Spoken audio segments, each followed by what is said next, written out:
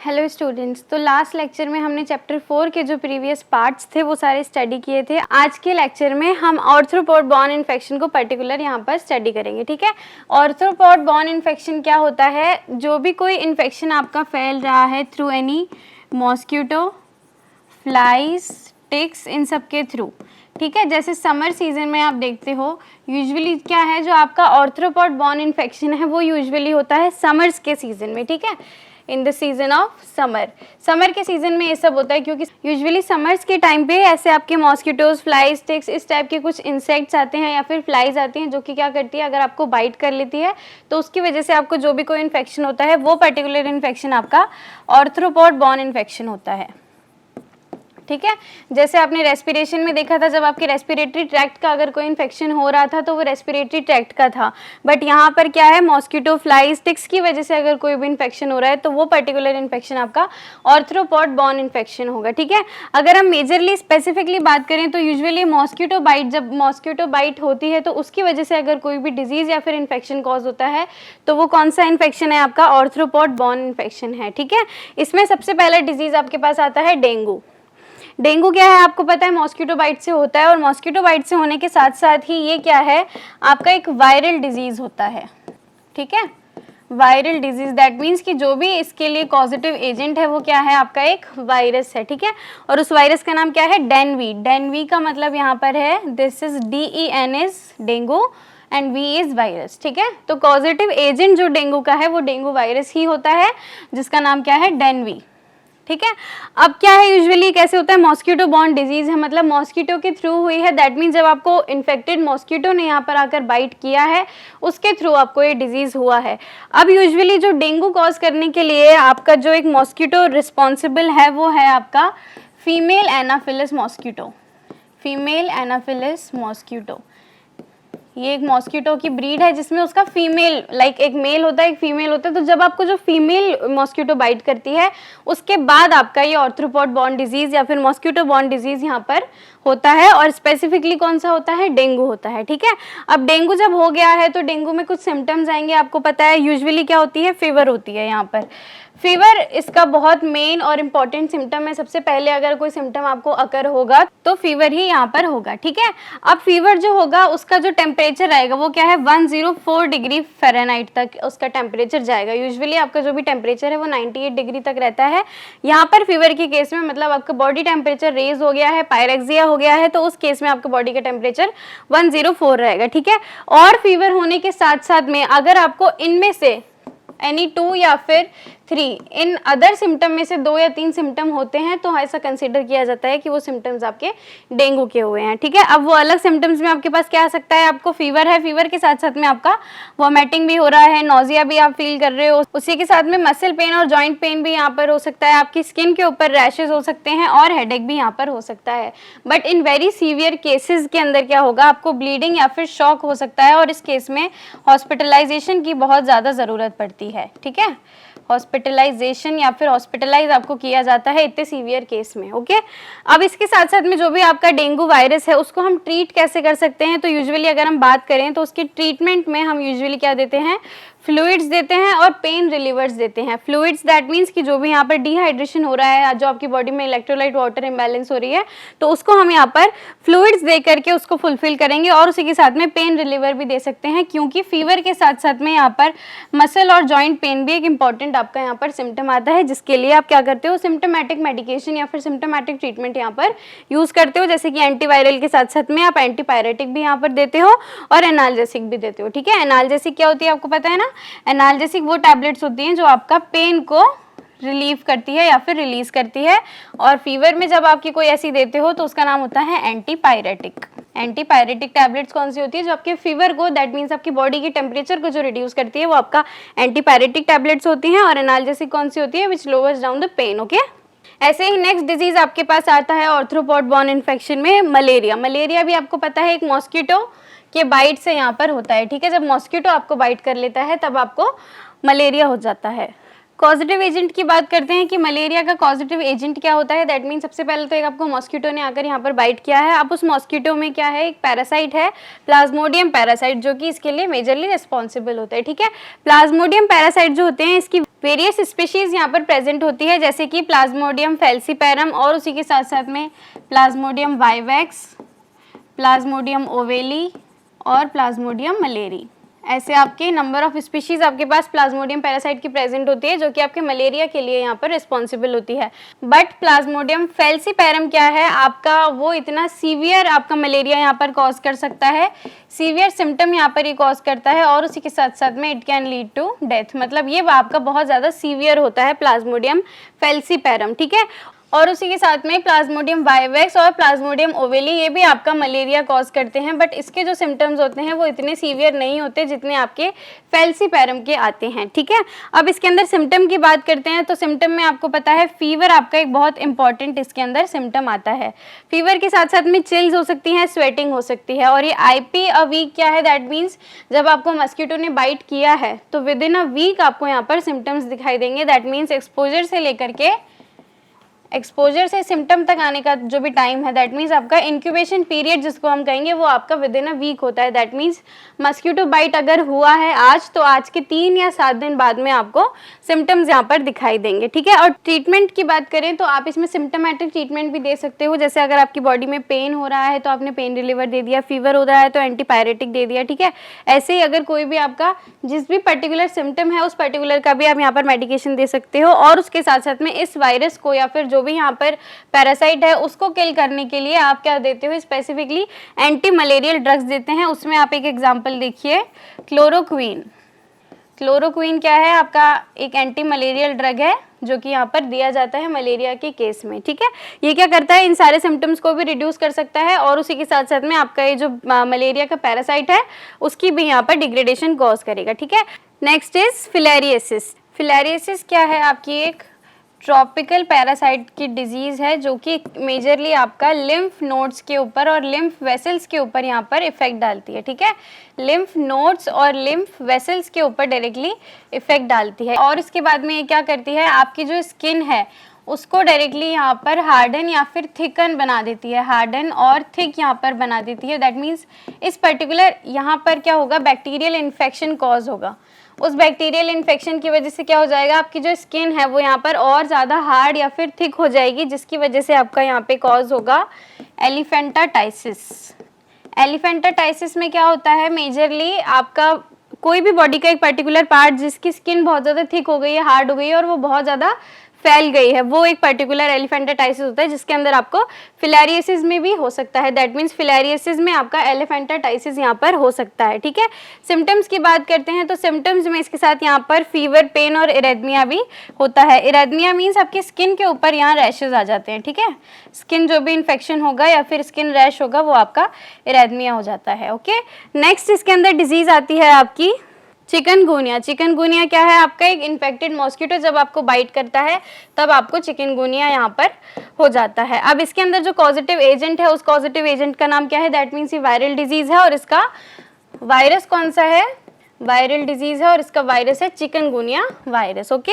इसके अंदर जो सिम्टम आते हैं, अब जो सिम्टम है चिकनगुनिया के उसमें जो मेजरली आता है वो आपका हाई फीवर आता है, और उसके साथ साथ में severe joint pain. That means fever इसमें बहुत ज़्यादा है और जो जॉइंट पेन है वो बहुत ज़्यादा सीवियर है। चिकनगुनिया के 2 मेजर सिम्टम आते हैं यहाँ पर, एक तो फीवर हाई है प्लस जॉइंट पेन आपका यहाँ पर सीवियर है, और इसके साथ साथ में सेकेंडरी आपके पास सिम्टम आ सकते हैं, जैसे आपका मसल पेन है, हेडेक है, फटीग है, रैश है, ये सारे सिम्टम भी यहाँ पर आपके आ सकते हैं, ठीक है। अब इसकी जो इंक्यूबेशन पीरियड होती है, दैट मीन्स जब आपको मॉस्किटो ने बाइट किया उसके कितने टाइम बाद आपके सिम्टम्स आएंगे, तो वो पर्टिकुलर डेज यहाँ पर 3 to 7 डेज का एक टाइम पीरियड होता है, या फिर हम इसको 1 वीक का टाइम पीरियड भी यहाँ पर बोल सकते हैं, ठीक है। तो ये सारी कुछ आपकी क्या है, आर्थ्रोपॉड की डिजीज है। अब इसके अंदर आपका रोल ऑफ फार्मासिस्ट क्या आता है कि फार्मासिस्ट आपके आर्थ्रोपॉड के इन्फेक्शंस के जो भी आए हैं उसको कैसे कम करवा सकता है या फिर उसकी कैसे प्रिवेंशन करवा सकता है, तो उसमें आपका यहाँ पर फार्मासिस्ट का क्या रोल है, ठीक है। फार्मासिस्ट के रोल जैसे आपने अभी तक अदर डिजीज में देखे थे वो तो है ही, और उसके साथ साथ में ये भी आप यहाँ पर लिख सकते हो, जिसमें सबसे पहला आपका क्या आता है कि मॉस्किटोज के अगेंस्ट आपको, that means mosquito nets use करना चाहिए या फिर इंसेक्ट रिपेलेंट्स आपको यूज करने चाहिए। इंसेक्ट रिपेलेंट्स आपकी कोई भी ऐसा ऑइंटमेंट, जेल, आपका कोई भी ऐसा प्रिपरेशन आ सकता है जो आप अपनी स्किन के ऊपर लगा रहे हो तो उसके बाद आपको मॉस्किटो बाइट नहीं होगा। जैसे आपने ओडोमॉस का नाम सुना होगा, तो ओडोमॉस क्या है, आपका इंसेक्ट रेपेलेंट है। जब आप ओडोमॉस का एक लेयर अपनी स्किन के ऊपर लगा लेते हो तो उसके बाद आपको मॉस्किटो बाइट होने के चांसेस कम हो जाते हैं, ठीक है। ऐसे ही फार्मासिस्ट का और रोल क्या होता है यहाँ पर कि लोगों को एजुकेट करना और काउंसलिंग करवाना ये चीज़ के बारे में कि आर्थ्रोपॉड बॉर्न इन्फेक्शन क्या होता है, वो कैसे फैलता है। दैट मीन्स डेंगू मलेरिया, आप लोगों को इसके बारे में अवेयर करोगे कि डेंगू मलेरिया हो रहा है तो कैसे हो रहा है। जैसे डेंगू है तो वो कहाँ पर उसका वायरस ग्रो होता है, दैट मीन्स आपके कोई भी जो स्टेट वाटर है, दैट मीन्स आपके कुछ टैंकर भरे रखे हैं, कोई टब है, तो वहाँ पर आपका वो वायरस डेवलप होता है, ठीक है। तो लोगों को इन चीज़ों के बारे में अवेयर करना है कि किस पर्टिकुलर एरिया पे अगर आप ऐसा एनवायरनमेंट बनाते हो तो कौन सा वायरस वहाँ पर बर्थ ले सकता है, ठीक है। तो इन सारी चीज़ों के बारे में लोगों को एजुकेट करना फार्मासिस्ट का एक रोल होता है, ओके।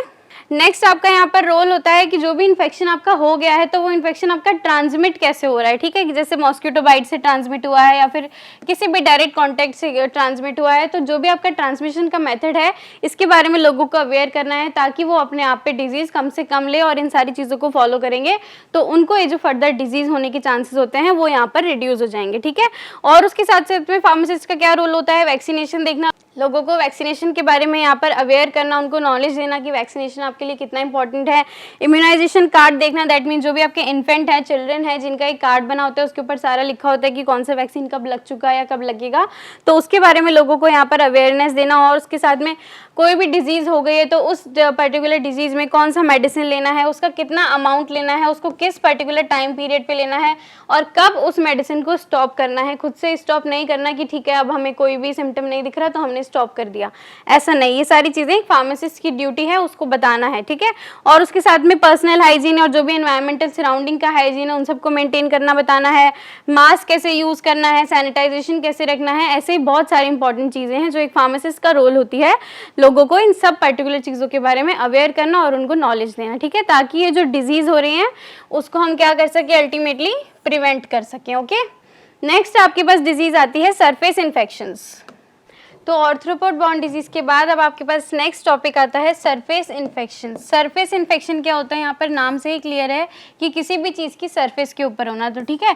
बेसिकली ये इन्फेक्शन आपका क्या होगा, टॉपिकल होगा। सरफेस इन्फेक्शन में आपका सबसे मेजर जो या फिर हम कह सकते हैं सबसे कॉमन जो इन्फेक्शन है वो इन्फेक्शन आपका होता है स्किन इन्फेक्शन, ठीक है। आपको पता है आपकी बॉडी में बहुत सारे बैक्टीरियाज, वायरस आते रहते हैं, तो अगर कोई पर्टिकुलर वायरस, बैक्टीरिया, प्रोटोजोआ या फिर पैरासाइट कुछ भी अगर आपका क्या कॉज कर रहा है, यहाँ पर स्किन इन्फेक्शन कॉज कर रहा है, तो वो क्या है आपका यहाँ पर सरफेस इन्फेक्शन है, ठीक है। सरफेस इन्फेक्शन आपका फर्दर क्लासेस में क्लासिफाइड है, जिसमें हम सबसे पहला सरफेस इन्फेक्शन स्टडी करते हैं तो आपका आता है ट्रैकोमा। ट्रैकोमा क्या होता है, बेसिकली ये एक बैक्टीरिया के थ्रू फैला है सबसे पहले तो, और उसके बाद क्या है, ट्रैकोमा बेसिकली आपका आई का एक डिजीज होता है, ठीक है। ये किसके ऊपर आपका रिफ्लेक्ट करता है, सीधा आई के ऊपर, ठीक है। आई इन्फेक्शन ये कॉज करता है, trachoma is an eye infection, जो कि आपका किसने कॉज किया है, एक बैक्टीरिया ने कॉज किया है। अब उस पर्टिकुलर बैक्टीरिया का नाम यहाँ पर क्या है, क्लेमाइडिया ट्रैकोमैटिस, ठीक है। जो एक बैक्टीरिया जो कि आपका ट्रैकोमा यहाँ पर कॉज कर रहा है, उस बैक्टीरिया का नाम क्या है, क्लेमिडिया ट्रैकोमैटिस। बेसिकली इस ट्रैकोमा में क्या होता है, आपकी आई में जो कंजक्टिवा होती है ना, कंजक्टिवा जो भी आपका रेडिश पार्ट आपको दिखता है कंजक्टिवा, वो क्या होती है, उसकी पर्टिकुलर इन्फेक्शन या फिर स्वेलिंग ये होती है, यहाँ पर कंजक्टिवा की इरिटेशन आपको होती है, ठीक है। तो सिम्टम में सबसे पहला क्या होता है, आपको इनिशियली तो ऐसा कुछ फील नहीं होता, बट अगर होता भी है तो आई इचिंग आप बहुत ज़्यादा फील करते हो। आई इचिंग के साथ साथ में आपको इरिटेशन भी होती है, ठीक है। आपका जो भी आईज का कंजक्टिवा का लेयर है वहाँ पर कुछ आपको रेडनेस भी अपीयर हो सकता है। फिर धीरे धीरे कुछ टाइम के बाद जब ये परसिस्ट करेगा तब आपको दिखेगा कि ब्लड विजन हो जाएगा, थोड़ा देखने में प्रॉब्लम होगी, और उसके साथ साथ में आईज में भी यहाँ पर पेन होगा, तो ठीक है। मेजरली ट्रैकोमा क्या है, आपके कंजक्टिवा का यहाँ पर ये पर्टिकुलर डिजीज है, ठीक है। और उसी के साथ साथ में क्या है, ये बहुत ज़्यादा हाईली कंटेजियस है, मतलब कम्युनिकेबल है, बहुत जल्दी फैल सकता है, ठीक है। तो कंजक्टिवा या फिर हम क्या कह सकते हैं, ट्रैकोमा क्या है, आपका एक स्किन इन्फेक्शन है, और स्किन इन्फेक्शन किसके पार्ट्स होते हैं, मेजरली सरफेस इन्फेक्शन का, ठीक है। अगर हम इसमें ट्रीटमेंट की बात करेंगे तो यहाँ पर हम एंटीबायोटिक्स दे सकते हैं, ठीक है। एंटीबायोटिक्स यहाँ पर दे सकते हैं, और उसी के साथ साथ में आपकी आई लोशन, आई क्रीम, ये सारी चीज़ें जो भी आपके यहाँ पर लगा सकते हो, जो भी आपके सिम्टोमेटिक ट्रीटमेंट आ रहा है उस पर्टिकुलर चीज़ के लिए, ओके। नेक्स्ट डिजीज आपके पास आती है टिटेनस। टिटेनस क्या है? एक बैक्टीरियम डिजीज है, दैट मीन्स एक बैक्टीरिया के थ्रू ये कॉज हो रहा है, और जो बैक्टीरिया इसके अंदर इन्वॉल्व है उसका नाम क्या है?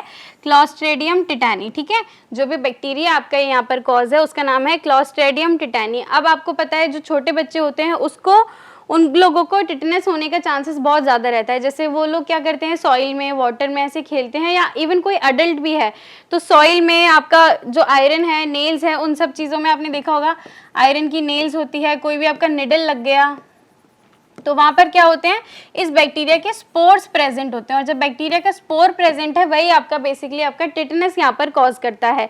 इसीलिए अगर ऐसा कुछ भी आपको आयरन का या फिर रस्टेड आयरन का या सॉइल का, ऐसी जो भी इन्फेक्टेड एरियाज है, अगर वो चीज़ आपकी बॉडी में इन्वेट कर जाती है तो उस केस में आपको टिटनेस का इंजेक्शन लगाने के लिए कहा जाता है कि दैट मीन्स ये बैक्टीरिया आपकी बॉडी में जाके ग्रो ना करे और आपको टिटनेस कॉज ना करे। ठीक है, तो टिटनेस के बेसिकली सिम्टम की बात करते हैं। तो सिम्टम में क्या होता है, आपकी मास्टर मसल्स जो होती है, मास्टर मसल्स कहाँ होती है?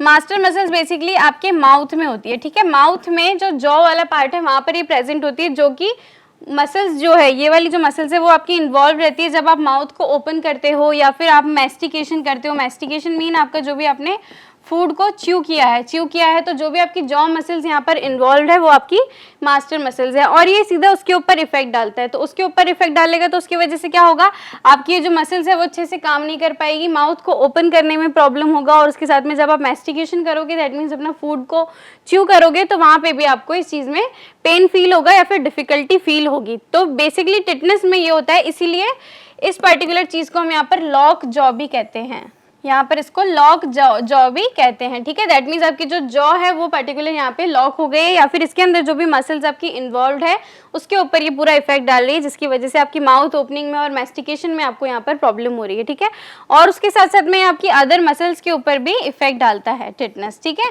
इसीलिए अगर ऐसा कुछ भी आयरन लग गया, नेल लग गया, ऐसा कुछ भी लग जाती है तो उस केस में सबसे पहले यही कहा जाता है कि टिटनेस का इंजेक्शन आप लगवा लो।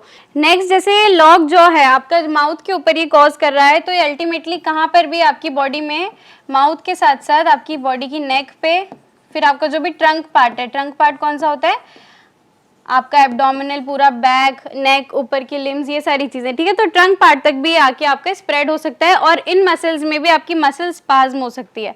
तो इनकी जब पर्टिकुलर मसल स्पाज्म होगी वो बहुत ज़्यादा वायलेंट हो सकती है, दैट मीन्स सीवियर हो सकती है, कि ऐसा स्पाज्म आपको वहाँ पर अकर हो रहा है कि जो कुछ सेकेंड से लेकर कुछ मिनट तक वहाँ पर वो चलेगा, और ये बहुत ज़्यादा सीवियर हो सकता है टिटनेस के केस में। ठीक है, नेक्स्ट आपके पास सरफेस इन्फेक्शन में डिजीज आती है लेप्रोसी। लेप्रोसी क्या होती है? लेप्रोसी हैंसन डिजीज भी हम इसको कह सकते हैं। लेप्रोसी को हैंसन डिजीज भी यहाँ पर कहा गया है, और इसका जो भी कॉजेटिव एजेंट होता है, दैट मीन्स जो भी इसको कॉज करता है वो है माइकोबैक्टीरियम लेप्री।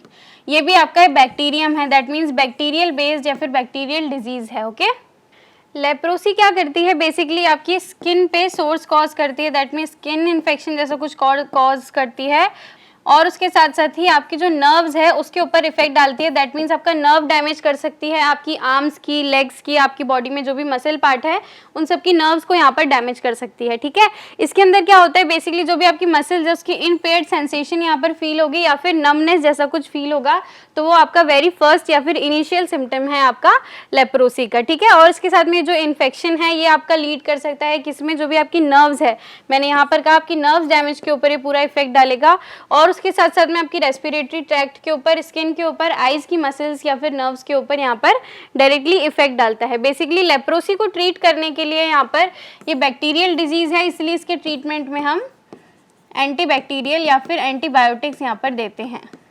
ठीक है, तो सरफेस इन्फेक्शन में आपकी बस ये 3 डिजीज ही है जिसको हमने स्टडी किया है, और इसमें अब आता है नेक्स्ट आपका रोल ऑफ फार्मासिस्ट, जो कि हमने अभी तक अदर डिजीज में देखा है कि एक फार्मासिस्ट का रोल क्या होता है, उसको क्या क्या चीज़ें लोगों को इनकरेज करनी चाहिए, उसको एजुकेट करना चाहिए, काउंसिल करना चाहिए, ताकि कोई भी पर्टिकुलर डिजीज है उसके प्रिवेंशन को यहाँ पर रोका जा सके। ठीक है, तो ऐसे ही आपकी नेक्स्ट डिजीज यहाँ पर आती है। So next topic is STDs। STDs क्या होती है? Basically STDs means sexually transmitted diseases, sexually transmitted diseases. ठीक है, दैट मीन्स जो भी कोई पर्टिकुलर डिजीज़ है एक पर्सन से from one person to another person अगर वो जा रही है तो वो किसी भी अनप्रोटेक्टेड इंटरकोर्स के थ्रू भी जा सकती है, और इसके अलावा कोई भी आपका सिरिंज एक्सचेंज हुआ है या फिर ब्लड एक्सचेंज हुआ है तो उसके थ्रू भी यहाँ पर ये डिजीज़ बेसिकली ट्रांसमिट हो सकती है। नंबर ऑफ एसटीडीज़ यहाँ पर आपके पास हैं जिनको हम स्टडी करेंगे। बेसिकली उससे पहले जो भी सेक्सुअली ट्रांसमिटेड डिजीज़ होती हैं उसमें आपके कुछ क्लिनिकल प्रेजेंटेशंस होती हैं, दैट मीन्स कुछ आपके सिम्टम्स होते हैं जो कि आपकी नंबर ऑफ एसटीडीज़ के अंदर ऑलमोस्ट सेम होते हैं, जिसमें कुछ आते हैं आपके अनयूजुअल डिस्चार्ज या फिर ब्लीडिंग हो रही है आपका पीनस या फिर वेजाइना से। ओके, नेक्स्ट इसके अंदर आ सकता है सोर, बम्प्स, रैशेज ऑन और अराउंड द जेनाइटल्स। नेक्स्ट यहाँ पर आ सकता है पेन और डिस्कम्फर्ट ड्यूरिंग इंटरकोर्स और urination, and next is itchiness around the vagina. Okay, अब यहाँ पे हम स्पेसिफिकली बात करते हैं तो सबसे पहला यहाँ पे एसटीडी आता है सिनफिल। सिनफिल जो कॉज करता है बेसिकली ये बैक्टीरियम डिजीज है, एक बैक्टीरिया के थ्रू ये कॉज होती है। जो भी बैक्टीरिया इसके अंदर इन्वॉल्व है उसका नाम है सिनफिल्स ट्रेपोनीमा पैलिडम बैक्टीरिया। ठीक है, जो बैक्टीरिया आपका यहाँ पे सिनफिल्स कॉज करता है उसका नाम है सिनफिल्स ट्रेपोनीमा पैलिडम बैक्टीरिया। ओके, इसके अंदर जो सिम्टम्स हमने देखे वो ऑलमोस्ट जब भी हमने लास्ट स्लाइड में डिस्कस किया वही आपके नंबर ऑफ एसटीडीज के यहाँ पर सिम्टम्स हो सकते हैं। बट स्पेसिफिकली बात करें तो इसका जो प्राइमरी सिम्टम होगा उसमें क्या होगा, आपकी बॉडी पे स्मॉल राउंड सोर्स हो जाएंगे, स्मॉल राउंड सोर्स होंगे जिनको बेसिकली हम यहाँ पे क्या कहेंगे, कैंकर कहेंगे। ठीक है, और ये कैंकर क्या होता है, आपकी बॉडी में कहीं पर भी हो सकता है, बट स्पेसिफिकली आपके जेनाइटल्स के आसपास या फिर अराउंड द जेनाइटल होने के चांसेस इसके ज़्यादा होते हैं। और ये कैंकर अगर आपकी बॉडी में एक तो एनीवेयर हो सकता है, बट अगर जेनाइटल्स के अराउंड होते हैं तो बेसिकली ये क्या होते हैं, पेनलेस होते हैं। ओके, नेक्स्ट इसके अंदर आता है कि साइन ऑफ जो सेकेंडरी सिम्टम्स आएंगे। जैसे प्राइमरी सिम्टम्स में हमने देखा कि आपके कैंकर्स हो सकते हैं आपकी बॉडी में कहीं पर भी, या फिर आपके अराउंड द जेनाइटल्स आपके कैंकर यहाँ पर हो सकते हैं। सेकेंडरी सिम्टम में इसके अंदर आएगा कि आपके नॉन प्रोटिक रेड और पिंक मैक्यूल्स यहाँ पर हो जाती हैं ट्रंक पे, दैट मीन्स बेसिकली यहाँ पर एक रैश टाइप है ये, और ये नॉन प्रोटिक है, मीन्स आप इसको किसी से कंपेयर नहीं कर सकते, नॉन कंपेरेबल ये बेसिकली होता है, नॉन कंपेरेबल।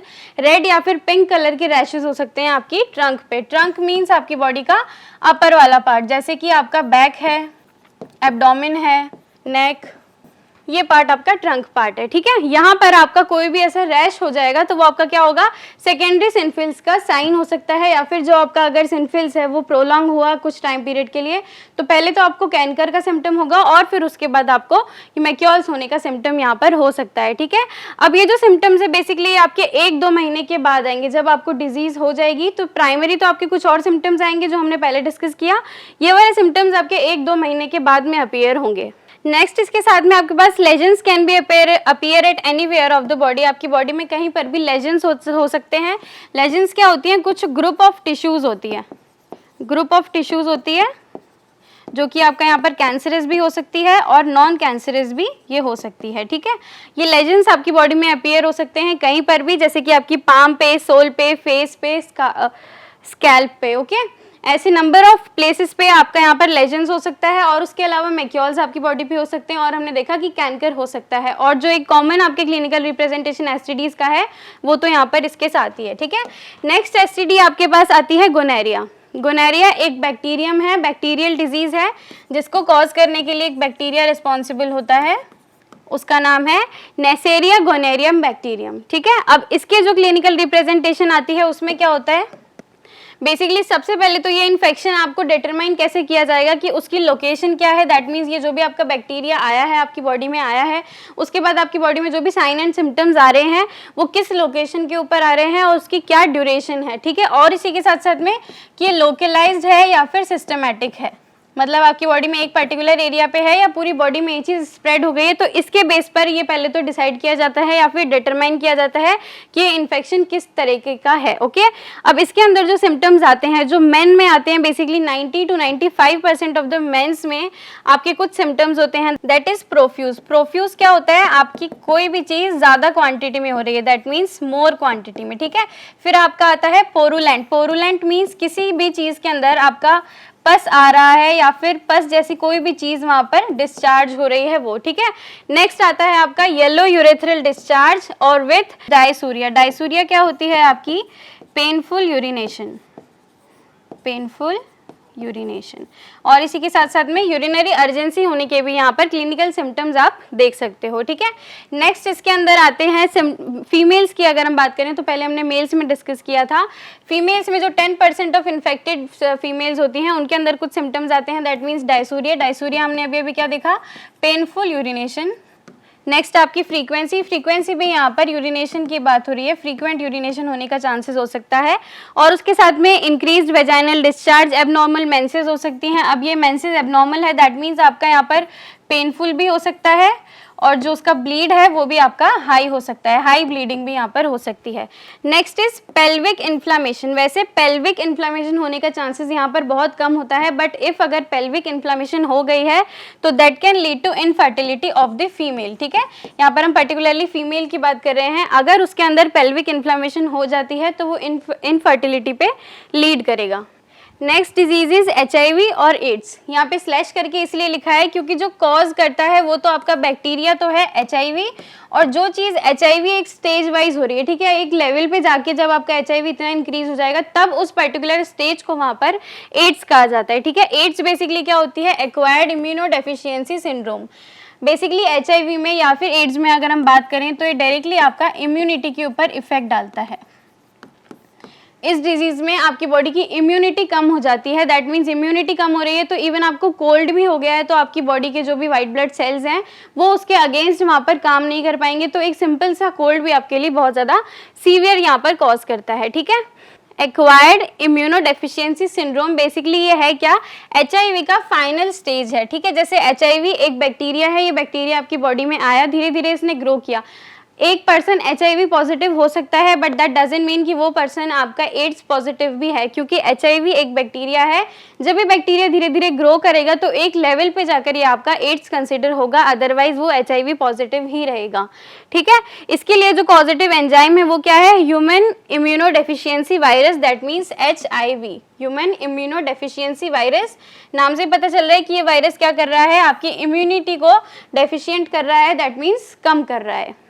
नेक्स्ट इसमें हम इसकी क्लिनिकल रिप्रेजेंटेशन की बात करते हैं, दैट मीन्स अगर हम सिम्टम्स की बात करें क्लिनिकल रिप्रेजेंटेशन की, तो इसके अंदर क्या होता है, HIV बेसिकली आपके यहाँ इम्यून सिस्टम के ऊपर अटैक करता है, और इम्यून सिस्टम में भी अटैक कर रहा है तो बेसिकली वो क्या करेगा, जो भी आपकी T4 लिम्फोसाइट्स है, आपकी सेल्स होती हैं, लिम्फोसाइट सेल्स होती हैं, जिसको हम जो हमारी बॉडी में जब कोई भी पैथोजन या फिर फॉरेन मटेरियल आता है, एंटीजन आता है, तो उसके अगेंस्ट में एंटीबॉडीज प्रोड्यूस करती हैं और फिर क्या करती है, उस पर्टिकुलर पैथोजन को वहाँ पर किल करने का ट्राई करती है। तो वो लिम्फोसाइट्स आपके पास यहाँ पर है। T4 लिम्फोसाइट बेसिकली क्या करती है, किसी भी पैथोजन को किल करने के लिए हेल्पफुल होती है, ठीक है। कोई भी आपकी बॉडी में पैथोजन आया है उसको किल करेगी, तो उस T4 लिम्फोसाइट्स का क्या होता है, यहाँ पर कंसिस्टेंट क्वालिटेटिव डिक्रीज होता है, दैट मीन्स ये जो लिम्फोसाइट्स है उसका नंबर या फिर उसकी पॉपुलेशन यहाँ पर बहुत ज़्यादा रिड्यूस होती है, और इसी के साथ साथ में जो भी आपकी अदर लिम्फोसाइट्स है उसका डिप्रेशन यहाँ पर कॉज होता है, दैट मीन्स उसका जो भी प्रॉपर फंक्शनिंग है वो प्रॉपर फंक्शनिंग भी यहाँ पर नहीं हो पाएगी। तो इसके बाद में क्या होता है, जब आपकी बॉडी की इम्यूनिटी इफेक्ट कर रही है तो फिर आपको एक कॉमन सा कोल्ड भी वहाँ पर बहुत ज़्यादा इफेक्ट डाल सकता है, ठीक है। यूजुअली क्या होता है HIV में, जब कोई भी पर्सन HIV पॉजिटिव है तो उसको बहुत माइनर इलनेस होगी, ठीक है, बहुत हल्का सा ऐसा कुछ फील होगा कि कुछ एक नॉर्मल सा वायरल फीवर हुआ है, और इसके अंदर क्या होगा, फिर ये जो भी माइनर सिम्टम्स आएंगे, माइनर इलनेस होगी, ये आपके बेसिकली 2 to 3 वीक्स तक ही रहेगा। इसके बाद में क्या होगा, 2 to 3 वीक्स के बाद में आपके जो भी सिम्टम्स हैं वो सारे चले जाएंगे, ठीक है।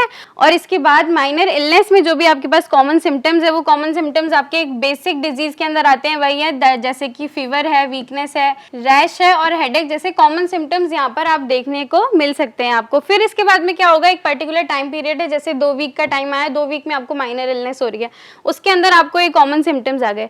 फिर उसके बाद क्या होगा, जितने भी सिम्टम्स हैं आपके वो एसिम्टोमेटिक हो जाएगा, दैट मीन्स अब आपकी बॉडी कोई भी ऐसे सिम्टम्स शो नहीं करेगी जिससे आपको पता चले कि आपको कोई भी ऐसा वायरस इन्फेक्ट किया है या फिर नहीं। अब ये जो आपकी बॉडी है वो एसिम्टोमेटिक रहेगी कितने टाइम पीरियड तक, मंथ्स टू ईयर्स तक, मतलब एक टाइम पे आपको बस थोड़ा सा सिम्टम आया, फिर उसके बाद में महीनों तक और सालों तक आपकी बॉडी में कोई ऐसा सिम्टम नहीं आएगा, कहीं से पता ही नहीं चलेगा कि HIV पॉजिटिव यहाँ पर कोई पर्सन हो सकता है या नहीं। बट अगर आपकी बॉडी में देखेंगे, आपकी बॉडी में ब्लड को देखेंगे तो आपकी बॉडी में HIV के लिए एंटीबॉडीज, HIV के लिए आपकी बॉडी में एंटीबॉडीज प्रोड्यूस्ड होंगी। आपकी बॉडी में क्या होगा, HIV की एंटीबॉडीज यहाँ पर प्रेजेंट होगी, बट वो बेसिकली क्या होगी, लेटेंसी शो करेगी। जैसे कि हम कह सकते हैं कि जो भी बॉडीज यहाँ पर आएगी उसको हम लेटेंसी यहाँ पर कंसिडर कर सकते हैं। लेटेंसी मीन्स कि वो पर्टिकुलर चीज़ आपकी बॉडी में एग्जिस्ट तो कर रही है, बट उसकी डेवलपमेंट जो है वो पूरी यहाँ पर नहीं हो पाई है, ठीक है।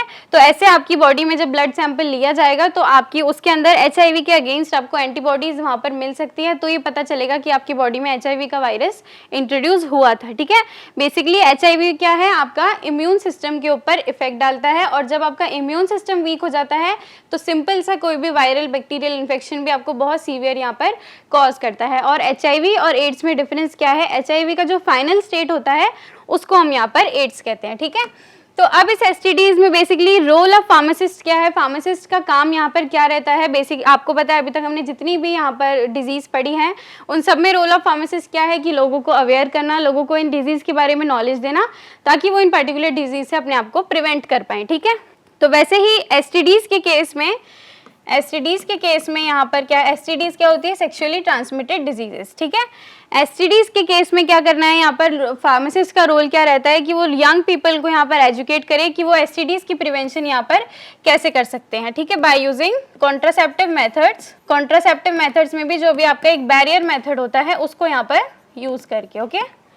नेक्स्ट आपकी आती है importance of finishing the course of medication. That means अगर कोई भी डिजीज आपको हुआ है तो उसके पूरे मेडिकेशन का जितना भी कोर्स है उसको फिनिश करना है। ऐसा नहीं है कि आपके सिम्टम चले गए या 4 दिन हो गए, 5 दिन हो गए, वीक हो गया तो आपने मेडिकेशन को स्टॉप कर दिया। अपने आप से इन चीज़ों को स्टॉप नहीं करना है जब तक आपका डॉक्टर आपको यहाँ पर एडवाइस नहीं करता। नेक्स्ट इसके अंदर आता है आपके जो भी क्लाइंट्स है उसको इन्फॉर्म करना कि आपका अनप्रोटेक्टेड सेक्सुअल एक्टिविटी में इन्वॉल्व होना STDs की ट्रांसमिशन के लिए कितना इंपॉर्टेंट होता है। अनप्रोटेक्टेड जब सेक्सुअल इंटरकोर्स में अगर कोई इन्वॉल्व हो रहा है तो वहाँ पर STDs का स्प्रेड होने का चांसेस सबसे ज़्यादा होता है, ठीक है। तो ये आपकी कुछ डिजीज़ थी STDs। इसके पहले हमने अदर इन्फेक्शंस को स्टडी किया था। इस चैप्टर में आपका इतना ही पार्ट है, okay students, thank you so much.